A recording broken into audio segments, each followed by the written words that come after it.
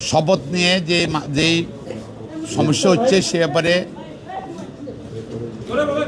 একজন লয়ার একটা মামলা করেছে, জাজমেন্ট চ্যালেঞ্জ করেছে, রায় চ্যালেঞ্জ করেছে,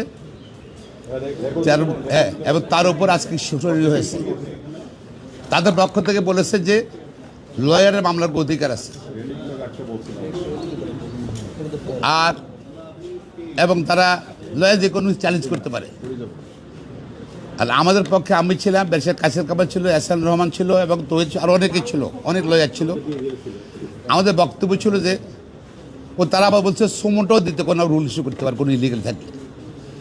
প্রথম আমরা বললাম যে সুপ্রিম কোর্টের ইতিহাসে, হাইকোর্ট এবং সুপ্রিম কোর্টের ইতিহাসে কোনো ট্রাইব্যুনালের রায় তৃতীয় ব্যক্তি চ্যালেঞ্জ করছে এরকম কোনো নজির নাই। তাদের এই মামলার মধ্যে তার নজির সৃষ্টি করতে চায়, এইটা খারাপ নজির হবে। কারণ তাহলে ইউনিয়ন কাউন্সিল ইলেকশন বলেন, পৌরসভা, সিটি কর্পোরেশন, এমপি, মেয়র, সব ইলেকশনগুলো, উপজেলার সব ইলেকশনগুলো তৃতীয় পক্ষে এসে বলবে যে আমার অধিকার আছে মামলা করার জন্য। এই জন্যই সুপ্রিম কোর্টের ইতিহাসে কখনোই, হাইকোর্ট ডিভিশন, সুপ্রিম কোর্টে কখনোই এরকম কোনো নজির নাই কোনো ইন্টারফেয়ার করছে বা কোনো আদেশ দিয়েছে এদের পক্ষে। আর আমরা আরও বলেছি যে আইন অনুযায়ী একটা আদালত তাপসের গ্যাজেট নোটিফিকেশন মেয়ারশিপ বাতিল করেছে সাক্ষী প্রমাণ নিয়ে, এবং ইঞ্জিনিয়ার ইশাককে মেরিট ঘোষণা করেছে। আদালতের নির্দেশেই 10 দিনের ভিতর নির্বাচন কমিশন গ্যাজেট করেছে। গ্যাজেট 30 দিনে শপথ হওয়ার কথা, অর্থাৎ আগামী 26 তারিখ, 26 শপথ হওয়ার লাস্ট ডেট। এই মামলা করছে তারা মূলত, তারা যখন 30 দিনে শপথ না দিতে পারে ইশাক, সেজন্য তারা ফ্রাস্ট্রেট করার জন্যে এই মামলা করেছে মূলত। আবার বলেছে এখানে সে কোনো ক্ষতিগ্রস্ত মানুষ নয়, ক্ষতিগ্রস্ত একটা লোক হইতে পারে, সেটা হলো ব্যারিস্টার সদ্যুত তাপস। উনি এসে মামলা করতে পারতেন। আজ যতগুলো এক্সাম বলে সবগুলো কিন্তু কন্টেস্টিং প্রতিদ্বন্দ্বী প্রার্থীর মধ্যে মামলা হয়েছে। উনি প্রতিদ্বন্দ্বী প্রার্থী, উনি এসে করতে পারেন, উনি আসেন নাই, এরা ছদ্মবেশে তাপসের মামলাটা করছে।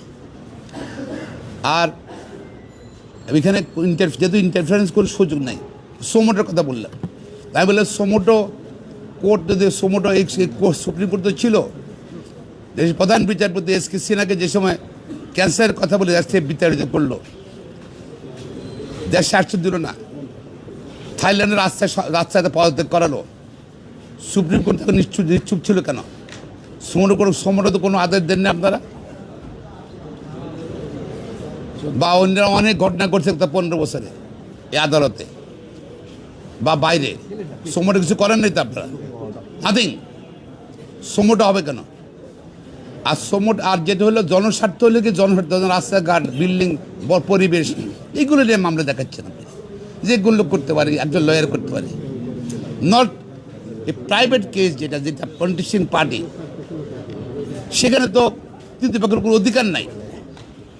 এইটা যদি তারা আসছে মূলত এখানে জনগণের বিরুদ্ধে আসছে হাইকোর্টে, সুতরাং আনকনস্টিটিউশনাল, ইলিগাল, তাদের বক্তব্যটাই ইলিগাল, নট এন্টারটেনেবল, তাদেরই আমরা খারিজ হবে। এবং আদালত আমাদের কথা শুনে, অভিভাবক শুনে, আগামীকাল আবার সকালে আদেশের জন্য রেখেছে অর্ডারটা।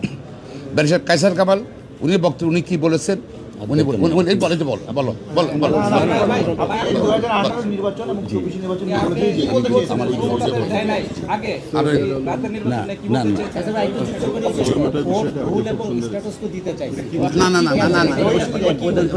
না, থ্যাংক ইউ। আপনি তো আমাদের learned senior counsel mister Mahbubuddin Khokon সাহেবের ব্রিফিংটা শুনলেন। তো বিষয়টা হয়েছে কি, আইনগতভাবে যারা রিটকারী আছেন তারা কেউই ল অনুযায়ী ওনারা আসতে পারেন না। আমরা আশা করছি ল উইল প্রিভেল। আর আমাদের সাবমিশন যখন আসছে কোর্টের কাছে বিভিন্ন বিষয়ে, তখন সোমোটির বিষয়টা যখন আনা হলো, আমরা তখন বলেছি যে হ্যাঁ, it is a highly political matter. ইতিপূর্বে আমাদের এই বাংলাদেশে গত 15 বছর আমরা দেখেছি যে কোনো পলিটিক্যাল ম্যাটারকে মহামান্য হাইকোর্টে আনা হয়েছে এবং in the name of high court order political agenda বাস্তবায়ন করা হয়েছে। তো after losing of so many lives, হাজার মানুষের রক্তের বিনিময়ে 5ই আগস্টের পরে দেশের মানুষ আর দেখতে চায় না মহামান্য সুপ্রিম কোর্টকে আবার কোনো পলিটিক্যাল ম্যাটারে ইনভলভ করে কোনো ব্যক্তি বা কোনো গোষ্ঠীর কোনো স্বার্থ উদ্ধার হোক। পাশাপাশি সুমোটো যদি এই ব্যাপারে করতে লাগে তাহলে 2014 পার্লামেন্ট ইলেকশন ছিল, সেই ব্যাপারে এটা ক্রিস্টাল ক্লিয়ার।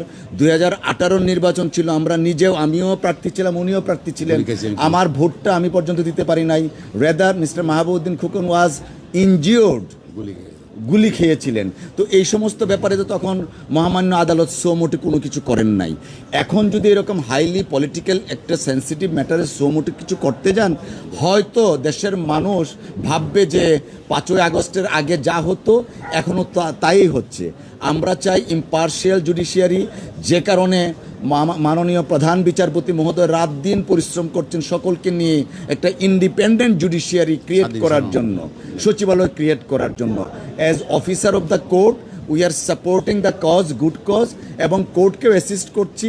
আমরা প্রত্যাশা করছি for the greater interest of our judicial system as well as democracy, এবং লটাকে প্রিভেল করার জন্য যে অ্যাপ্লিকেশনটা আনা হয়েছে পারপাসলি, ইন্টেনশনালি, সেই অ্যাপ্লিকেশনটা সামারলি রিজেক্ট হবে।